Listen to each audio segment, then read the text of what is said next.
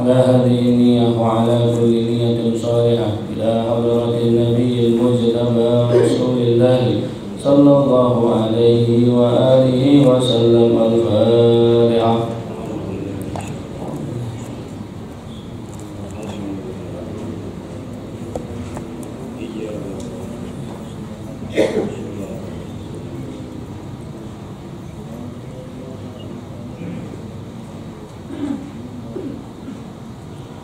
ثم إلى حضرات جميع أصحاب النبي صلى الله عليه وآله وسلم، خصوصا الخلفاء الراشدين سيدنا أبي بكر الصديق، سيدنا عمر بن الخطاب، سيدنا عثمان بن عفان، سيدنا علي بن أبي طالب كرم الله وجهه، وسيدنا عمر بن عبد العزيز، والأصحاب العشرة المبشرة بالجنة رضي الله عنهم.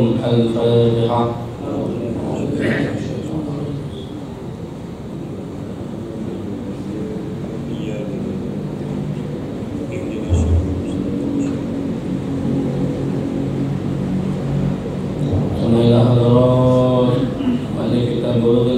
الإمام الحافظ ابن حجر العسقلاني، والكتاب هاشية الدسوقي الشيخ محمد الدسوقي، وشرح أم البراهين الإمام سيد محمد السنوسي، ونفعنا بعلومهم رحمهم الله. الفاتحة. أعوذ بالله من الشيطان الرجيم. الحمد لله رب العالمين. إياك نعبد اهدنا الصراط المستقيم.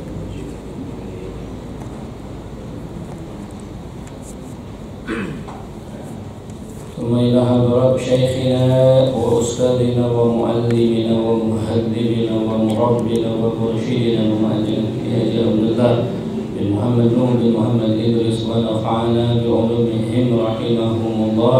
الفاتحة.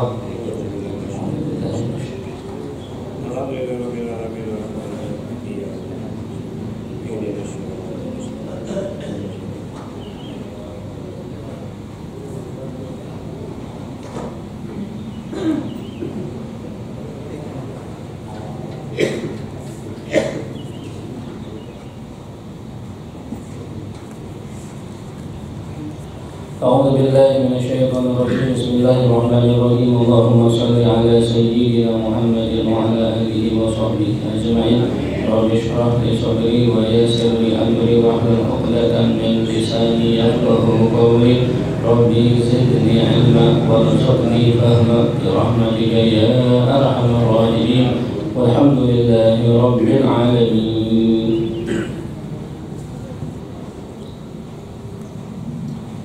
Lanjutkan kita Bulughul Maram halaman 306.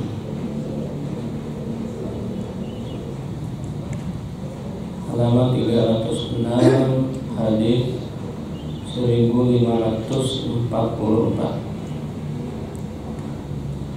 Halaman 306, hadis ke 1544. Bismillahirrahmanirrahim. Wa an Bahz bin Hakim an abihi an jaddihi radhiyallahu anhu qala qala Rasulullah sallallahu alaihi wasallam wailun lilladzi yuhaddithu fayakdhibu liyudhika bil qauma wailun lahu thumma wailun lahu. Akhrajahu thalatha wa isnaduhu qawiyyun. Bismillahirrahmanirrahim. Wa an Bahz bin Hakim, dari Bahz bin Hakim, an abihi an jaddihi, dari ayahnya, dari kakeknya, radhiyallahu anhu, qala, berkata. Dari Bahz bin Hakim, dari ayahnya, dari kakeknya, radhiyallahu anhu, qala, berkata. Qala Rasulullah sallallahu alaihi wasallam, bersabda Rasulullah sallallahu alaihi wa alihi wasallam, wailun, celakalah. Wailun ini ada dua makna. Bisa diartikan celaka di dunia juga di akhirat, siksaan di dunia atau juga siksaan di akhirat. Ada juga wailun itu maknanya adalah neraka jahanam yang orang kafir diseret ke dalamnya, yang perlu waktu orang kafir kalau diseret sampai ke dasar neraka tersebut perlu waktu sekitar 40 tahun baru nyampe. Ini ada keterangan tentang makna wail. Jadi wail ini bisa neraka yang perlu 40 tahun kalau orang kafir diseret baru sampai ke dasar neraka tersebut. Tapi bisa diartikan wail itu juga celaka, binasa, siksa. Orang akan mendapatkan siksa di dunia maupun di akhirat. Ini arti dari wail. Bagi siapa wail dalam hadis ini? Wailun lilladzi yuhadditsu fayadzibu. Yaitu orang yang berbicara celaka dunia akhirat, siksa dunia akhirat bagi orang yang berbicara fayadzibu, kemudian dia berbohong. Ini lumayan sering bahas tentang dosa bohong, lumayan sering. Ya, artinya memang banyak yang sekarang bohong, banyak yang berani bohong, dan seterusnya. Nanti kita akan coba telaah mana bohong boleh, mana bohong nggak boleh, mana bohong yang sifatnya untuk canda atau tidak, dan apa hukumnya. Nah, dalam hal ini celaka bagi orang yang berbicara kemudian dia berbohong. Ada tujuannya dia berbohong ini. Liyudhika bihil qauma, untuk membuat satu kaum atau masyarakat atau yang mendengarkan jadi ketawa. Jadi maksudnya mau ngelucu gitu. Jadi ini ada niatnya mau ngelucu tapi bohong. Ada acara-acara yang begitu. Jadi acaranya buat orang lain ketawa, dia buat cerita atau omongan yang itu dia berbohong dengan tujuan untuk canda. Kan kalau kita lihat, kalau canda kayaknya ya biasa, mubah, boleh, senang, gembira, canda. Tapi ternyata wail berarti celaka, siksa dia dapat di dunia, siksa dia juga di akhirat. Padahal niatnya hanya canda. Seini niatnya bercanda, bohong, canda, apalagi enggak bercanda. Udah bohong, udah fitnah, udah diputarbalikan faktanya yang tidak sesuai dengan aslinya. Lebih dahsyat lagi itu siksaannya. Ini niatnya hanya bercanda. Segitu dapat wailun. Celakalah dia di dunia dan celakalah dia di akhirat. Dia berbicara, kemudian dia bohong dengan tujuan supaya yang mendengarkannya ketawa. Jadi dia ini mau melucu. Ya, mau melucu, dia karang, dia buat cerita-cerita yang bohong. Itu dilarang di dalam ajaran Islam. Nah, apa hukumannya? Sudah bisa kita lihat dari akibatnya, yaitu wailun, celaka. Nah, kita nggak tahu celakanya seperti apa. Siksa apa dia nanti di dunia, wallahu a'lam, atau nanti di akhirat. Nah, antara dua itulah hukuman bagi orang yang berbicara berbohong untuk membuat satu kaum tertawa. Adapun Rasul Shallallahu Alaihi Wasallam ada candaannya, ya, tapi canda Rasul sesuai fakta semua. Dalam sebuah hadis Rasul menjelaskan yang semua akan masuk ke surga dan tidak akan ada yang masuk ke surga di antara golongan nenek-nenek. Nah, sedihlah di situ nenek-neneknya. Nah, ternyata maksudnya di situ yang tidak masuk ke surga atau masuk ke surga itu nenek-nenek itu masuk surga, tapi dalam bentuk fisiknya sudah tidak nenek-nenek lagi, dirubah oleh Allah Subhanahu wa taala.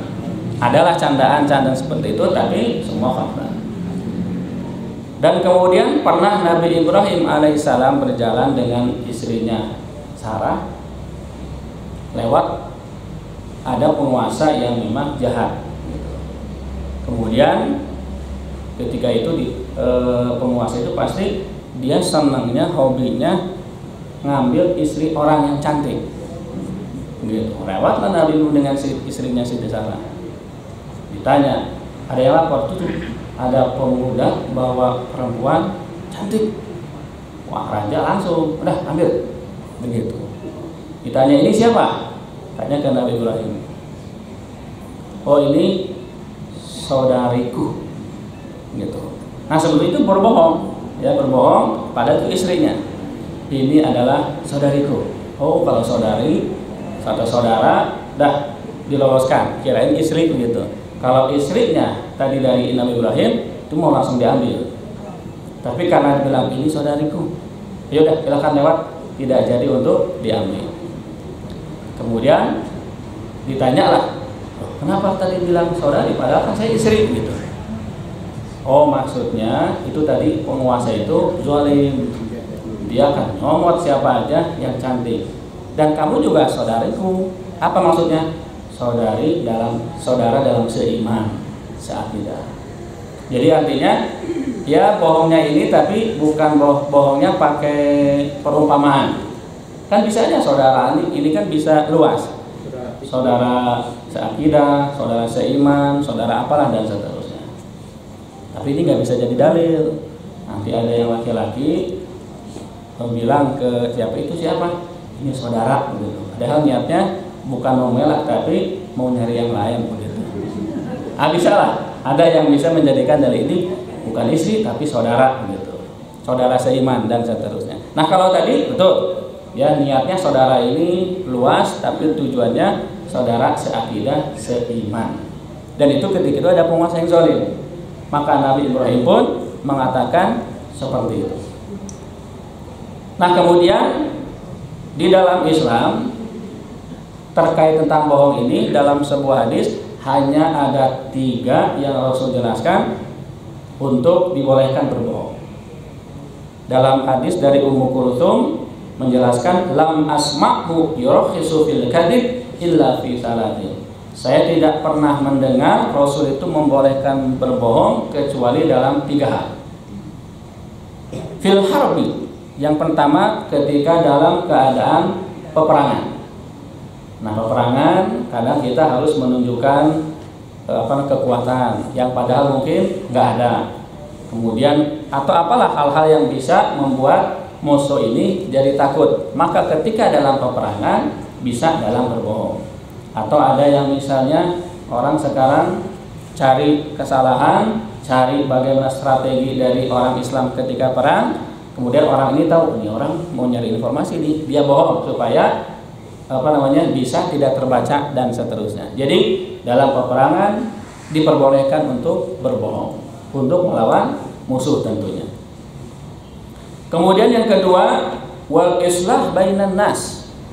Boleh juga berbohong untuk mendamaikan 2 orang yang berselisih. Ada A sama B berselisih. Kemudian datang si C. Si C ini ngomong ke si A. Oh, si B nggak ngomong gitu. Si B justru baik. Dia muji-muji yang si A gitu. Padahal nggak terjadi. Tapi ini terlihat ini lagi ada permusuhan, lagi ada perselisihan. Nah, kemudian datang si C mendamaikan keduanya. Dia bilang ke si A bahwa si B baik, muji A. Dia bilang ke si B bahwa yang A juga baik, memuji kepada yang si B. Akhirnya, oh ternyata saya salah. Ternyata si dia baik ya, muji, kemudian padahal nggak terjadi. Akhirnya yang B responnya baik sama A, yang A begitu juga dengan yang B. Itu dibolehkan berbohong untuk mendamaikan 2 orang yang berselisih. Atau ada yang si B berselisih seperti apa? Dia bilang kepada si A, oh enggak terjadi itu, bohong itu semua, justru dia baik, dia memuji dan seterusnya. Nah, wal islah bainan nas, berbuat baik mendamaikan antara 2 orang yang berselisih, maka ini dibolehkan untuk berbohong. Kemudian yang ketiga yang diperbolehkan dalam hadis ini adalah wa haditsir rajul imra'atahu wa haditsil mar'ah zaujaha. Dan ucapan seorang suami kepada istri atau istri kepada suami. Apa maksudnya? Nah, ini kan bisa dalam arti rayuan, gombal. Ya suami istri ya silakan, suami istri sah mau apa yang terserah. Kan kadang ada perlu begitunya. Artinya perlu ada bumbu-bumbunya lah begitu. Selama ini berbohongnya ini tidak menghilangkan hak suami maupun istri. Nah itu kalau menghilangkan hak ataupun hak dari istri atau suami tidak boleh berbohong seperti itu. Tapi berbohong yang kaitannya merayu, gombal, tuh ambil aja uang di dompet semuanya, begitu. Padahal kan mungkin dalam dompet itu ada haknya untuk belanja, ada haknya untuk ini, sok silahkan. Ternyata ya paling ayah mau berenang selembar lah gitu kan. Atau apalah begitu. Yang jelas dibolehkan berbohong untuk rayuan, gombalan khusus suami istri. Tapi kan kadang kita terbalik ini. Suami istri tidak terjadi, tapi bukan suami istri banyak terjadi begitu. Jadi suami istri malah yang ada suaminya ngerayu, istrinya kesal, ngambek. Istrinya ngerayu, suaminya kesal, ngambek dan seterusnya. Tapi kalau bukan suami istri, wah luar biasa itu. Rayuannya subhanallah, melebihi dari suami istri. Bahkan bukan umur suami istri ya. Ini umur tingkatan SD SMP udah kayak suami istri itu kalau saling merayu dan seterusnya. Ini zaman udah banyak fitnahnya dan itu terjadi. Nah, yang dimaksud di sini ucapan seorang suami kepada istri atau istri kepada suaminya. Ini diperbolehkan. Artinya berbohong ini kalau ada harus dilebih-lebihkan selama tidak menghilangkan hak itu kuncinya. Kalau haknya sudah terpenuhi, ini hanya bumbu dalam rumah tangga, silakan. Nah, hadis dari Ummu Kulsum ini menjelaskan 3 itulah yang semua disepakati dibolehkan. Jadi ketika dalam peperangan untuk mendamaikan 2 orang yang berselisih, kemudian hadis ucapan suami kepada istri ataupun istri kepada suaminya. Nah, selain dari itu dilarang, bahkan hukumnya haram. Nah, sekarang orang untuk ada tadi kalau kaitan hadis ini terkait tentang berbohong untuk melucu-lucu. Kalau ada juga yang menakut-nakuti untuk lucu-lucuan. Ada istilah prank gitu. Ada sekarang komedi yang ya dia cerita orang ketawa gitu. Nah, itu dalam Islam tidak boleh dilarang. Itu hukumannya wailun. Celaka dia di dunia, siksaan dapat dia di dunia, juga siksa dia di akhirat.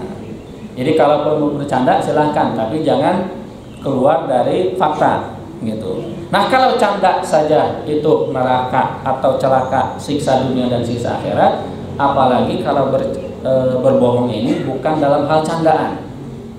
Berbohongnya ini betul-betul dia menghilangkan fakta yang ada, fakta yang terjadi. Ini sudah bukan celaka dunia akhirat lagi, tapi neraka paling dasar.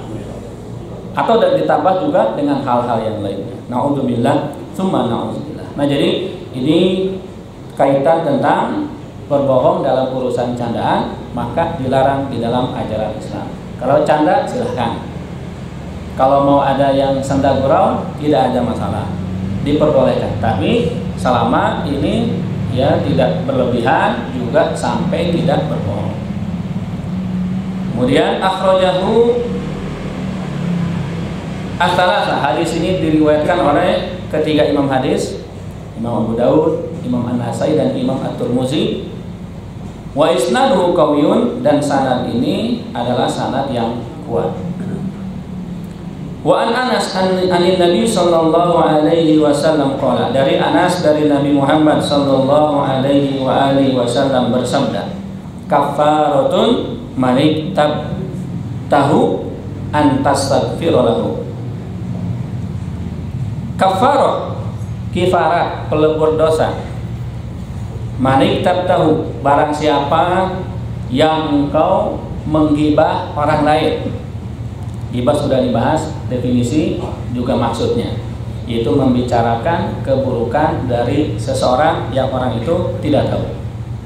Nah, apa kifaratnya? Lalu apa pelebur dosanya bagi orang yang sudah menggibah orang lain? Antastaghfiru lahu, yaitu hendaknya engkau mendoakan atau membacakan istighfar bagi orang yang sudah kita gibah. Tapi ada catatan, dalam hal ini selama informasinya belum sampai kepada yang kita gibahi tadi, maka tidak harus datang kepada orang tersebut. Misalnya kita menggibah si fulan tentang kejelekannya, tapi si fulan nggak tahu gitu, nggak tahu ada gibahan, kemudian nggak tahu diomongin, tiba-tiba yang menggibah tadi sadar, astagfirullahaladzim, tadi saya sudah menggibah, maka doakan dia yang sudah kita gibahi dan ceritakan kebaikan di tempat di mana kita sudah bercerita yang jelek tentang si fulan tadi. Nah, tapi seandainya kalau sudah sampai informasinya, maka perlu kita mendatangi untuk meminta maaf. Begitu dijelaskan oleh Al-Imam Ghazali. Tapi kalau orang itu belum tahu, maka khawatir dia belum tahu ada dia digibah, kita ujuk-ujuk datang meminta maaf, belum tentu dia akan memaafkan. Malah justru jadi akan tambah ribut lagi. Oh, ternyata dia ngomongin kurang. Balas lagi dia nanti akhirnya. Dia akan bahas lagi, malah akhirnya nggak bagus.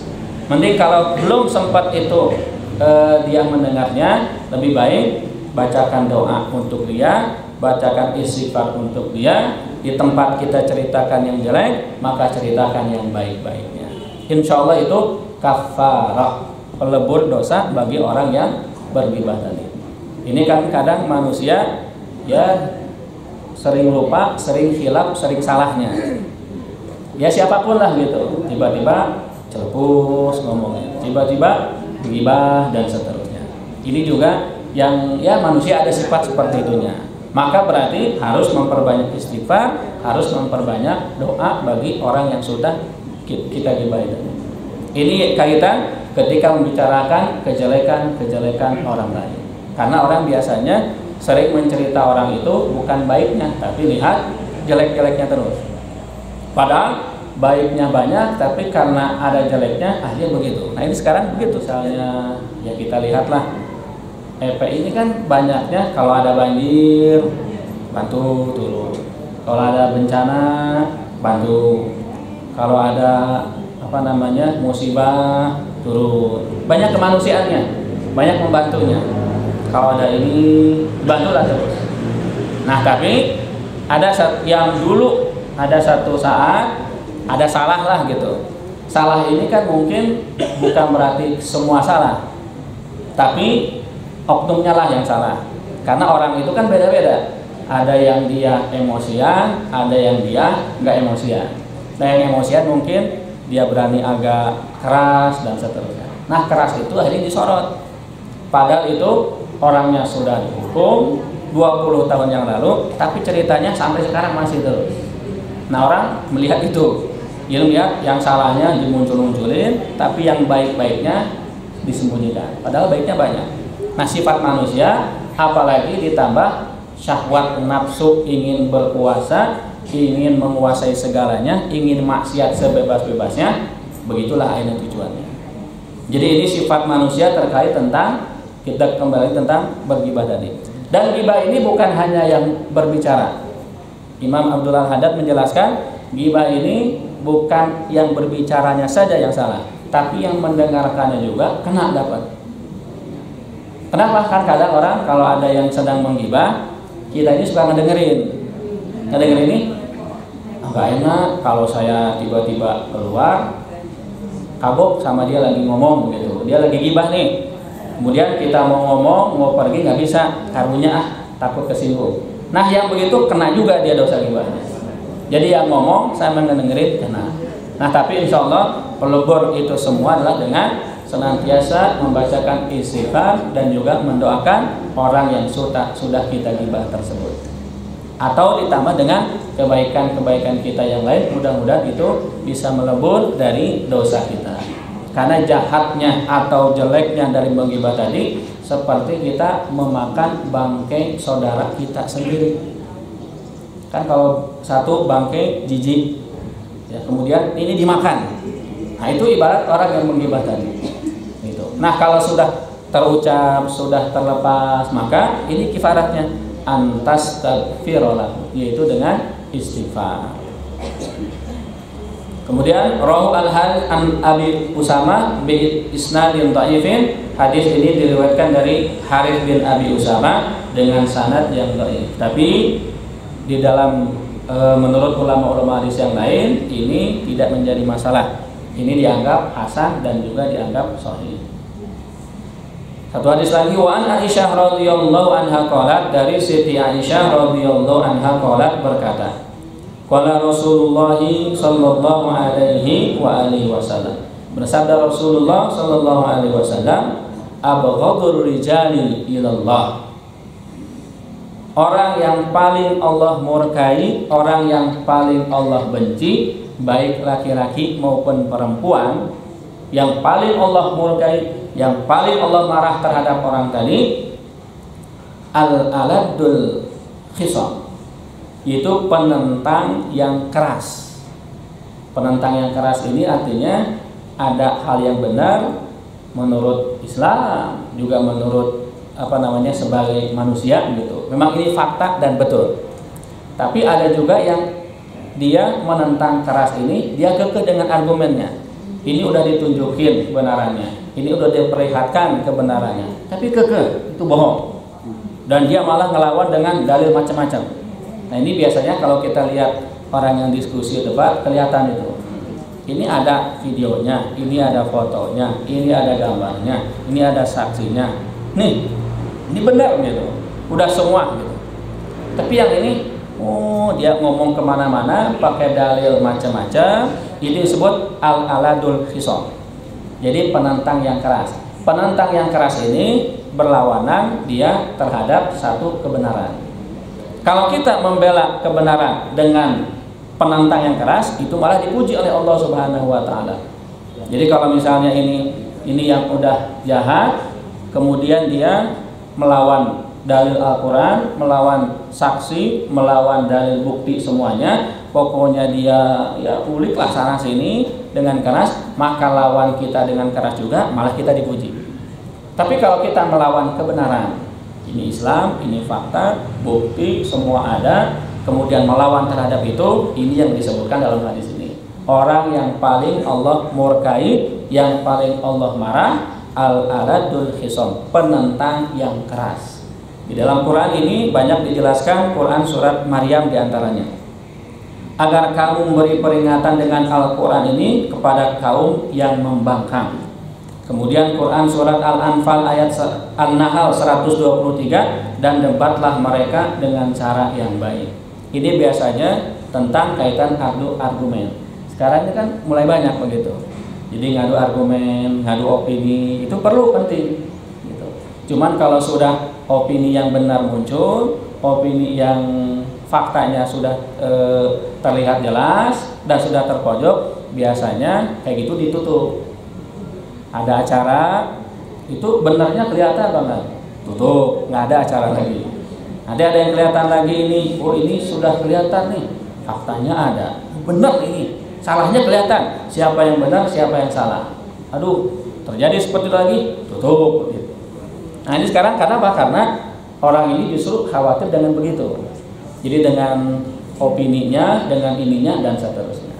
Maka opini ini akan menggiring, membuat orang supaya dia image-nya jelek atau tidak senang kepada seseorang. Ini ada orang baik nih misalnya. Kan kalau di dalam doa qunut ada ada satu doa yang dia tidak ada orang yang hina kalau Allah sudah muliakan. Allahumma hdini fiman hadait wa afini fiman afait wa tawallani fiman tawallait wa barik jadi lupa sih.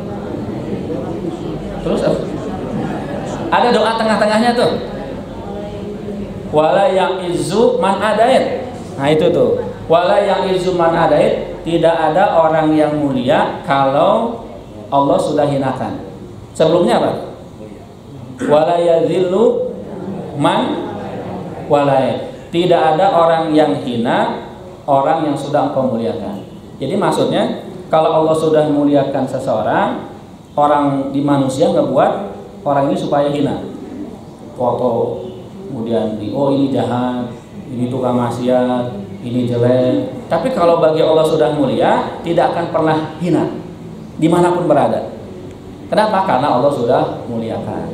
Gitu. Jadi wala ya'izu man adatan, begitu sebaliknya.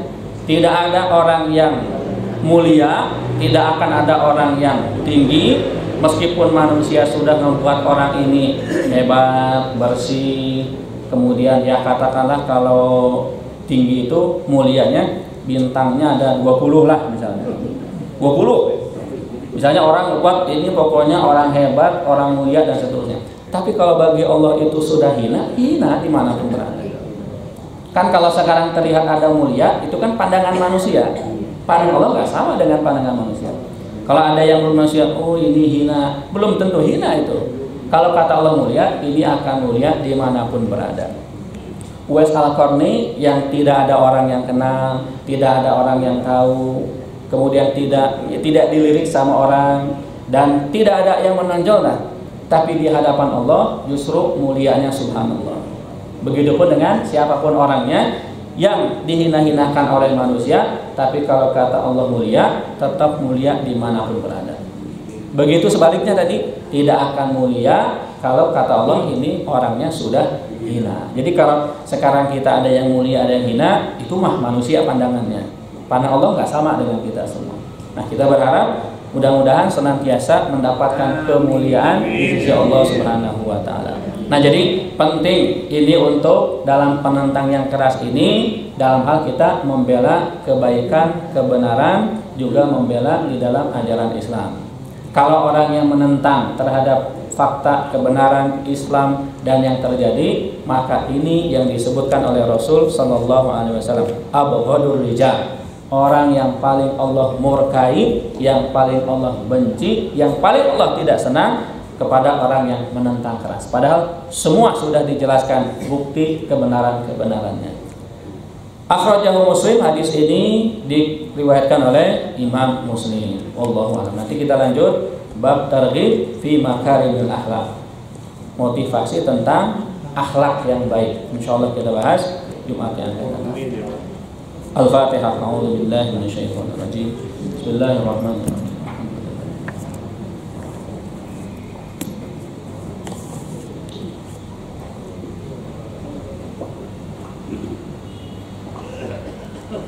Bismillahirrahmanirrahim. Allahumma salli ala sayyidina Muhammadin wa alihi wa sahbihi ajma'in. Allahumma inna afwaka an dunubi wa tajawuzaka an khati'ati wa satraka ala qabihi amali adma'ni an as'alaka ma la astawjibuhu minka mimma qassartu fihi. أدعوك آمنا وأسألك مستأنسا فإنك المحسن إلي وأنا المسيء إلى نفسي فيما بيني وبينك تتودد إلي بالنعم ما غناك عني وتبغض إليك بالمعاصي مع فقري إليك ولكن ثقة بك حملتني على الجرأة عليك فجد بفضلك وإحسانك علي إنك أنت التواب الرحيم. اللهم أنت العليم بسرائرنا فأصلحها وأنت العليم بذنوبنا فاغفرها وأنت العليم بعيوبنا فاسترها وأنت العليم بهوائجنا فاقضها. لا ترنا حيث نهيتنا ولا تمكننا حيث أمرتنا. أعزنا بالطاعة ولا تذلنا بالمعصية. اشغلنا بك عمن سواك واقطع عنا كل قاطع يقطعنا عنك. ألهمنا ذكرك وشكرك وحسن عبادتك. سبحان الله وبحمده سبحان الله العظيم. اللهم إن العلم إنك وهو محجوب عني ولا أعلم أمرا أختاره لنفسي وقد فوضت إليك أمري ورجوتك بفرقتي وفقري فرشدني اللهم إلى أهب الأمور إليك وارضها لك وأحمد عاقبة لديك في خير وعافية. اللهم إليك أشكو ضعف قوتي وقلة هيلتي وهواني على الناس يا أرحم الراحمين. أنت رب المستضعفين وأنت ربي إلى من تكلني؟ إلى عدو يتجهمني أم إلى قريب ملكته أمري؟ إن لم تكن ساخطا علي فلا أبالي غير أن عافيتك أنصرني. أعوذ بنور وجهك الكريم الذي أضاءت له السماوات والأرض وأشرقت له الظلمات وصلوا عليه أمر الدنيا والآخرة أن تهن علي غضبا أو تنزل علي سخطا فلك العتبى حتى ترضى ولا حول ولا قوة إلا بك. اللهم يا غني يا حميد يا مبدئ يا معيد يا رحيم يا ودود أغنني بحلالك عن حرامك وبطاعتك عن معصيتك وبفضلك عن من سواك.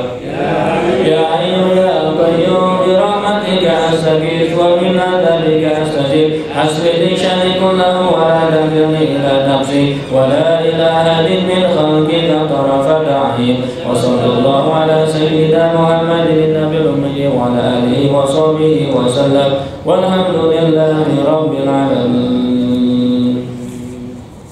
Sudah habis, kita lanjut hadiah masalah. Al-Fatihah. A'udzubillahi minasyaitonir rajim. Bismillahirrahmanirrahim.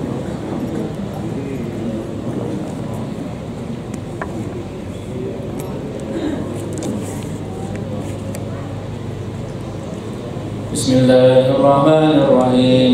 Inna fatahna laka fathan mubina liyaghfira laka Allahu ma taqaddama min dhanbika wa ma ta'akhkhar wa yutimma ni'matahu 'alayka wa yahdiyaka siratan mustaqima wa yansuraka Allahu nasran 'azizan wa kana 'inda Allahi wajihan fid dunya wal akhirah wa minal muqarrabin wajjahtu wajhiya lilladzi fatara samawati wal ardh. Bismillahirrahmanirrahim. نصر من الله وفتح قريب وبشر المؤمنين. يا أيها الذين آمنوا كونوا أنصار الله كما قال عيسى ابن مريم للحواريين من أنصاري إلى الله قال الحواريون نحن أنصار الله. الله لا إله إلا هو الحي القيوم لا تأخذه سنة ولا نوم له ما في السماوات وما في الأرض. من ذا الذي يشفع عنده إلا بإذنه يعلم ما بين أيديهم وما خلفهم ولا يحيطون بشيء من علمه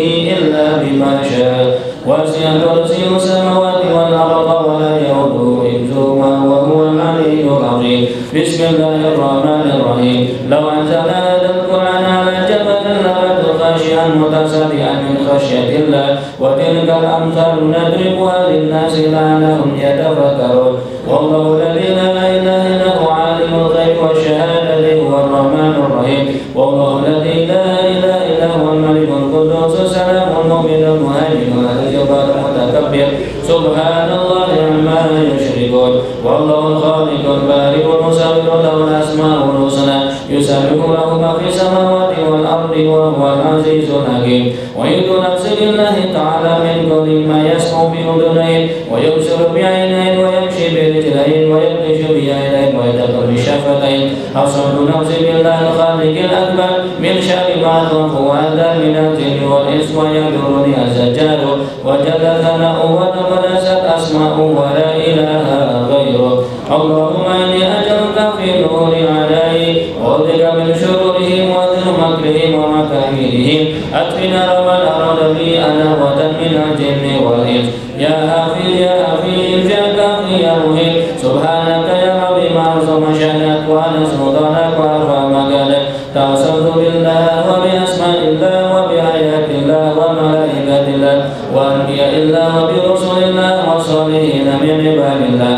أصبت نفسي بلا إله إلا الله محمد رسول الله صلى الله عليه وسلم. اللهم أرسل بيدك التي لا تنام واكف بكنفك الذي لا يرام وارحمني بقدرتك علي فلا أهلك وأنت ثقتي ورجائي. يا جهة المستغيثين يا درك الهالكين اكفني شر كل طارق يدرك بليل أو نهار إلا طارقا يدرك بخير إنك على كل شيء قدير. بسم الله أنكي نفسي من كل ما يؤذي ومن كل حاسد.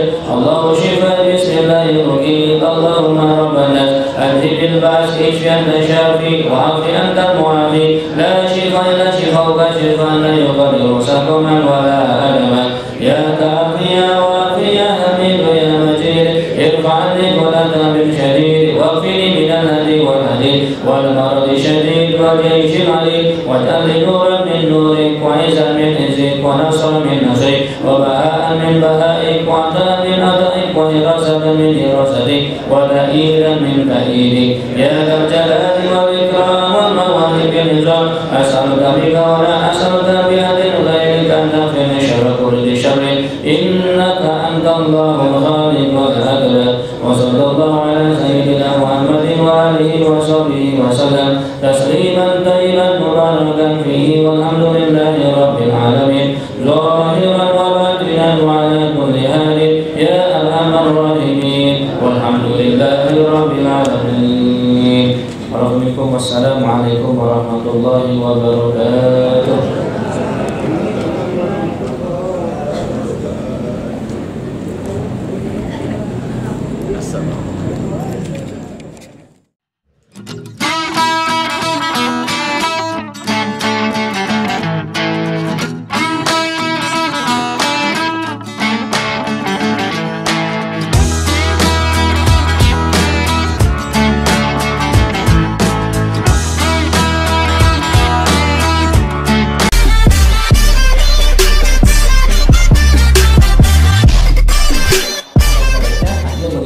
Sekarang begitu terjadi.